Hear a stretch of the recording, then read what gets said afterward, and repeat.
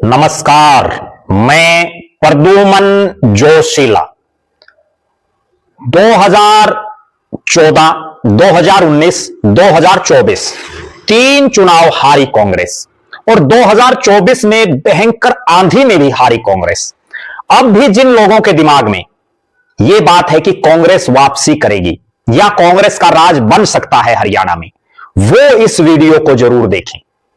इस वीडियो में एक ऐसी हकीकत मैं आपको बताने जा रहा हूं जिससे आपको भी समझ में आ जाएगा कि कांग्रेस फिर से हरियाणा में राज बना पाएगी या हार का चौका, पंजा, छक्का, सत्ता इस तरह से लगता रहेगा जैसा बहुत से राज्यों में लग रहा है। यह वीडियो ऐसा है जो आंखें खोल देगा उन लोगों की जिनको अब भी कोई उम्मीद दिख रही है कि कांग्रेस वापसी करेगी। आज के इस वीडियो में ऐसे तथ्य मैं आपके बीच में रखूंगा जिससे आपको भी अंदाजा हो जाएगा कि तीन हार के बावजूद कांग्रेसी अब भी ग्राउंड जीरो पर मेहनत नहीं कर रहे हैं। आज के इस वीडियो में हम चर्चा करेंगे 2 जिले, 7 हलके, 1 सांसद, 3 विधायक, 2 जिला प्रधान और कांग्रेस के शीर्ष नेतृत्व के द्वारा एक कार्यक्रम दिया गया और उसमें पहुंचते हैं 50 के आसपास कांग्रेसी। आप अंदाजा लगाइए। हम जिक्र कर रहे हैं राजनीतिक रूप से बहुत ही महत्वपूर्ण इलाका जहां सांसद कांग्रेस का 7 सीटों में से 3 पर कांग्रेस के एमएलए, 2 जिला प्रधान भी हैं और उसके बावजूद 50 लोग इस कार्यक्रम में शामिल हुए। और कार्यक्रम भी कोई छोटा मोटा कार्यक्रम नहीं। देश भर में कांग्रेस ने मनरेगा बचाओ संग्राम जो शुरू किया हुआ है, देश भर में उसको लेकर के हर जिला मुख्यालय पर हरियाणा प्रदेश कांग्रेस कमेटी के द्वारा कार्यक्रम आयोजित किए जा रहे हैं। और उसी को लेकर के एक कार्यक्रम हरियाणा के हिसार में, जहां राष्ट्रपिता महात्मा गांधी की प्रतिमा के सामने गांधी चौक, हिसार के सबसे व्यस्त चौकों में शामिल गांधी चौक के ऊपर यह कार्यक्रम, जहां पूरे भारत देश में कांग्रेस हर सतह पर, हर जिले में, हर इलाके में मनरेगा बचाओ संग्राम के नाम से आवाज बुलंद कर रही है। और हिसार में 1 दिवसीय उपवास का कार्यक्रम और उस कार्यक्रम की हकीकत, मुट्ठी भर लोग उस कार्यक्रम में। हिसार जैसे इलाके में कांग्रेस की लगातार बिरान माटी होती जा रही है, रेरे माटी होती जा रही है। और ये 50 लोग भी तब जब हिसार के सांसद जयप्रकाश जेपी ही अपने साथ आधे से ज्यादा लोगों को लेकर के आए। जयप्रकाश जेपी की अध्यक्षता में आयोजित इस कार्यक्रम में उनके आने से पहले तो 20 लोग भी वहां मौजूद नहीं थे। वो कांग्रेस जिसमें 2024 के विधानसभा चुनाव में हर हलके से 30-30, 40-40, 50-50 लोग तो टिकट मांग रहे थे। और चूंकि कांग्रेस ने अभी हांसी को नया जिला बनाने के बावजूद नया जिला प्रधान हांसी को नहीं दिया है, उस सूरत में 7 हलकों का एक कार्यक्रम हिसार, नरवा, आदमपुर, उकलाना, बरवाड़ा, नारनौंद और हांसी। और पहुंचा कौन? हिसार के सांसद जयप्रकाश जेपी, 3 में से 2 विधायक, आदमपुर के विधायक चंद्र प्रकाश और नारनौंद के विधायक जस्सी पेटवाड़। बहुत से कांग्रेसी जो टिकट मांग रहे, वो बड़े बड़े पदों पर बैठे, वो ही इस कार्यक्रम से नदारद। जिनके कंधों पर पार्टी की मजबूती का भार हो, वही इस कार्यक्रम में ना आए। और कोई छोटा मोटा कार्यक्रम नहीं।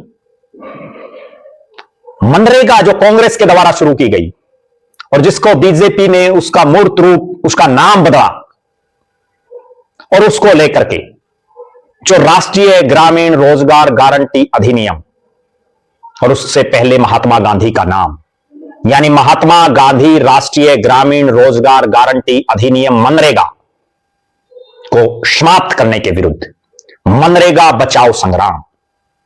और हालात मुट्ठी भर कांग्रेसी और भी बड़ी गजब बात, अक्सर मैं एक बात कहता हूं, चाहे वोट चोरी का मुद्दा हो, वो भी एक जन आंदोलन नहीं बन पाया। राहुल गांधी ने खूब जोर लगाया, कांग्रेस ने जगह जगह प्रदर्शन किए, और अब वही हालात मनरेगा में है। हर गांव में 100-100, 200-200 लोग मनरेगा में काम करते हैं। छोटे गांव में 20-30, 50 भी होंगे। और वहां कितने लोग आए जिनके लिए कांग्रेस उपवास कर रही है, जिनको लेकर के कांग्रेस आवाज उठा रही है, वही लोग साथ नहीं दे रहे। तो इसका मतलब कहीं ना कहीं चूक है। अगर जयप्रकाश जेपी अपने साथ कुछ एक लोगों को ना लाते तो यहां तो 20-22 लोग ही मिलते। और ये गांधी चौक ऐसी जगह है जो हिसार के बासिंदे हैं वो जानते हैं, यहां अगर 200 लोग आ जाए तो चारों तरफ से जाम हो जाता है सिस्टम, और उस जगह मात्र 50 के आसपास लोग। कैसे सुधरेगी कांग्रेस, कैसे आएगा कांग्रेस का राज? जो लोग यहां से टिकट मांग रहे थे या जिन लोगों ने कांग्रेस की टिकट पर चुनाव लड़ा, उनमें से ही ज्यादातर नदारद हैं। हालांकि अब हम चूंकि 2026 आ गया है, तो जिन लोगों ने 2024 के चुनाव में कांग्रेस की टिकट पर चुनाव लड़ा, जरूरी नहीं है कि अगली बार उनको टिकट मिले। तो इसलिए जो प्रत्याशी रहे लोग हैं, उनकी बजाय हम चर्चा करेंगे कि जो दावेदार हैं, क्योंकि अब तो दावेदार दोबारा से खड़े होने शुरू हो गए हैं, वो दावेदार ही नहीं दिखाई दे रहे। बड़ी गजब बात, बृजेंद्र सिंह जो पूरे हरियाणा में सद्भाव यात्रा निकाल रहे हैं, उनका एक समर्थक भी यहां नजर नहीं आया, जबकि पिता पुत्र दोनों यहां से सांसद रह चुके हैं। उनके कई साथी यहां टिकट मांगने का दावा करते हैं, एक समर्थक भी उनका नहीं दिखाई दिया। कुमारी शैलजा जो सिरसा से सांसद है, जिनका हिसार में आवास है परमानेंट, उनका भी कोई समर्थक नजर नहीं आया। रणदीप सिंह सुरजेवाला जिनके खासम खास को जिला ग्रामीण का प्रधान बनाया हुआ है, रणदीप सिंह सुरजेवाला का भी कोई समर्थक नजर नहीं आया। जो कुछ एक लोग आए वो केवल और केवल जयप्रकाश जेपी के नजदीकी ज्यादातर दिखाई दी। जिन शहरी प्रधान के कंधों पर यह जिम्मेदारी, जहां शहर में कार्यक्रम, बजरंग दास गर्ग के इलाके में कार्यक्रम, वो शहर से भी लोगों को नहीं ला सके। हम मानते हैं कि सर्दी का मौसम है, हो सकता है गांव से इतने लोग ना आए, लेकिन शहरी इलाका यहां से तो आ सकते हैं, वहां से भी मुट्ठी भर लोग। और उनमें से भी एक और बड़ी गजब बात, जो लोग वहां बैठे थे उनमें से बहुत से तो ऐसे थे जिनका इस मनरेगा की स्कीम से कोई वास्ता ही नहीं। और एक और बड़ी गजब, अभी कांग्रेस पार्टी ने मनरेगा बचाओ संग्राम कोऑर्डिनेशन कमेटी बनाई। उस कमेटी में 27 नेता शामिल, जिसमें हिसार के सांसद जयप्रकाश जेपी और उनके अलावा एक शख्स को और हिसार के शख्स को शामिल किया गया, नरेश मलिक, जिनको पूरे हरियाणा की कमेटी में शामिल किया गया। लेकिन हिसार में ही उनका दमखम पता चल गया कि कितने के लोगों को वो लेकर के आए। हास्य हल्के से केवल एक शख्स वहां दिखाई दिया, नारनौल से भी एक विधायक महोदय दिखे जो मजबूत कांग्रेसी हैं। उनमें उकलाना में भी कोई विशेष चेहरा नजर नहीं आया, बरवाड़ा से भी कोई विशेष चेहरे वहां नहीं नजर आए, आदमपुर में चंद्र प्रकाश, और नलवा में भी कोई विशेष मजबूत चेहरा वहां नजर नहीं आया। हिसार शहर के कुछ एक लोग जरूर थे, अरविंद शर्मा जो मेयर की टिकट के भी दावेदार थे, भले ही पार्टी ने उनको टिकट नहीं दी, लेकिन वो मौजूद रहे। ऐसे में कांग्रेस का कैसे काम चलेगा? कांग्रेस का शीर्ष नेतृत्व, हरियाणा प्रदेश कांग्रेस या चौधरी भूपेंद्र सिंह हुड्डा और कांग्रेस के शीर्ष नेता, अगर इन्हीं कांग्रेसियों के दमखम पर चुनाव जीतने की सोच रहे हैं, तो उनको अपनी सोच में बदलाव की जरूरत पड़ेगी। इस बार जो 3 सीटें कांग्रेस जीती हैं, उसमें कांग्रेस के नेता कार्यकर्ताओं की मेहनत से ज्यादा लोग भारतीय जनता पार्टी को हराना चाह रहे थे,